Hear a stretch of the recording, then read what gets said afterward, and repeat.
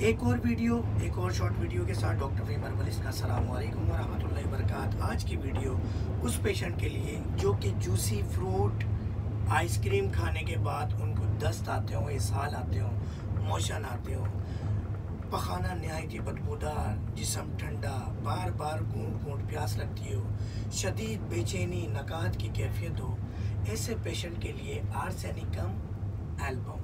Arsenicum album अगर आप ठाठी में लेंगे और अगर बहुत ज़्यादा मोशन है तो हर घंटे बाद, थोड़े कम है तो 2 घंटे बाद, हर 2 घंटे बाद एक घूंट पानी के अंदर 5 से 8 कतरे बार बार आपने लेने। इंशाल्लाह इस तरह के मोशन ठीक हो जाएंगे।